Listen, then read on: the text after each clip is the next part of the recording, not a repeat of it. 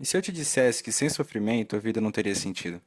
O sofrimento é algo que todos buscam incansavelmente evitar, mas carrega um poder de evolução muito grande. Além disso, o sofrimento dá sentido na existência humana.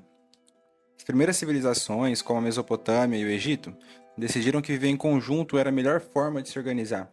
Não pelo prazer de morar perto, mas pelo medo da fome, da incapacidade de se defender sozinho e dos perigos dessa época, né? O desconforto e dessas outras incertezas foi o que levou à evolução do ser humano como espécie. Dessa mesma forma, o sofrimento gerado pela guerra levou a avanços em diversos campos de conhecimento, como na saúde. O choque hemorrágico, que ocorre quando se perde em torno de 20% da quantidade total de sangue do corpo, foi uma causa comum de morte durante a Primeira Guerra Mundial.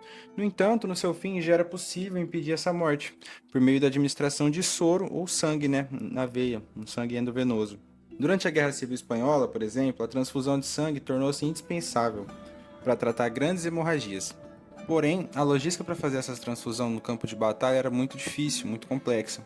Foi nesse período que se deu o passo determinante para superar essa barreira. Foi implementada postos avançados de transfusão e o incentivo à doação de sangue, inclusive entre os civis. Na tecnologia, a criação do micro-ondas, por exemplo, aconteceu durante pesquisa para o desenvolvimento de radar militar. O GPS inicialmente era criado como uma ferramenta para forças armadas americanas. Também é um exemplo de avanço tecnológico. Outro exemplo é a fotografia digital. No final da década de 1950, os governos utilizavam satélites para espionar nações inimigas. Até hoje utilizam. E para acessar essas imagens, nessa época era necessário recuperar o filme fotográfico, que era lançado do satélite para a atmosfera, que muitas vezes resultava na perda dessas imagens. Para resolver isso, a NASA lançou um satélite chamado KH-1 Cannon, que foi capaz de transmitir essas imagens de forma digital. Sendo assim, não tinha mais o processo de você ter que recuperar o filme fotográfico que caía na Terra. Uma frase muito conhecida é: "O que não me mata, me fortalece".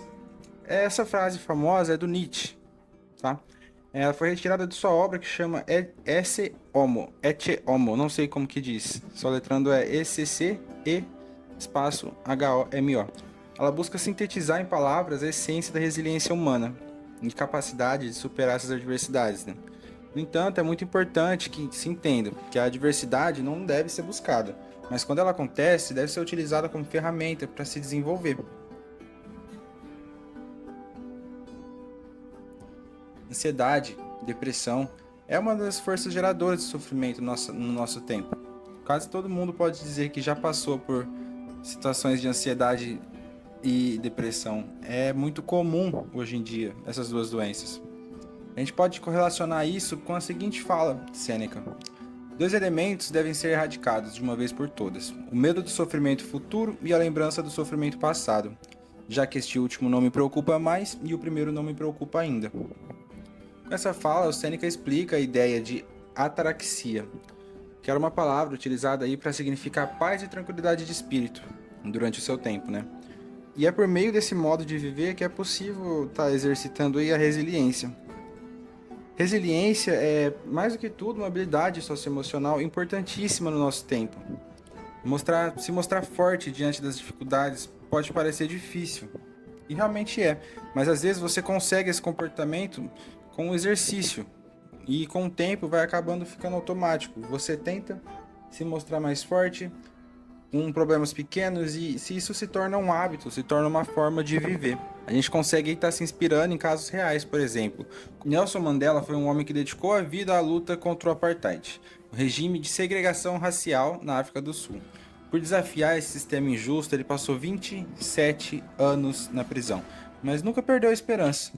Quando finalmente foi libertado, em 1990, ele trabalhou para unir um país dividido, negociando uma transição pacífica pela democracia. Em 94, fez história ao se tornar o primeiro presidente negro da África do Sul, promovendo perdão e reconciliação. Ele deixa seu legado vivo até hoje, com símbolo de resistência, coragem e paz. Outro exemplo é o da Oprah, a famosa Oprah Winfrey. Ela nasceu de uma família pobre, teve uma infância difícil, uma infância que foi marcada por abusos e desafios. Apesar das adversidades, ela sempre foi determinada e encontrou na educação e na comunicação uma forma de se reerguer. Começou a carreira no rádio e na TV, enfrentando preconceito, mas com talento e carisma. Tornou uma das apresentadoras mais influentes do mundo, criou seu próprio império de mídia e usou sua voz para inspirar milhões de pessoas. É um exemplo em vida de resiliência e força de vontade. Um comportamento patológico muito associado a sintomas de ansiedade e depressão é a busca pelo prazer imediato. Esse prazer é marcado pelos tão falados picos de dopamina. No entanto, não devemos confundir.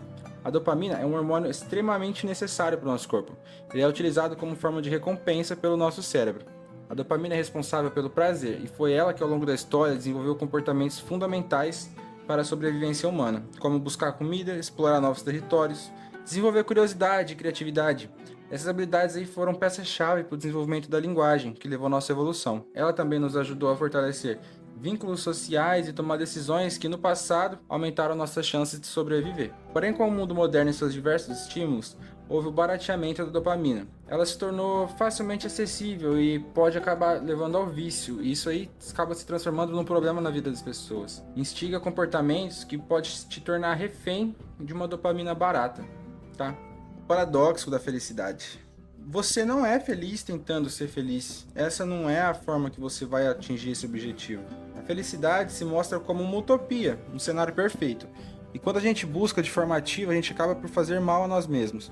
Acabamos criando uma expectativa, e toda expectativa é mãe da decepção. Dessa forma, a gente acaba por potencializar nossa tristeza ao buscar a felicidade, nos casos de decepção, no caso de que você não consegue o que quer. A felicidade deve vir de forma espontânea, não deve ser um objetivo, por meio de uma realização interna, como um efeito colateral de quando a gente faz aquilo que para nós tem sentido.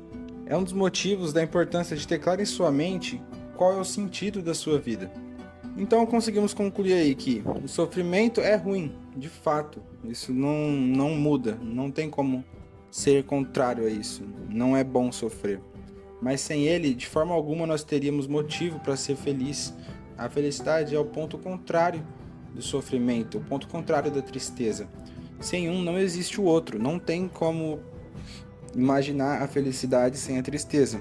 E mesmo caso fôssemos felizes para sempre, nem mesmo conseguiríamos evoluir, tanto como pessoa como civilização, pois como eu expliquei nesse vídeo, muito da nossa evolução veio através do sofrimento.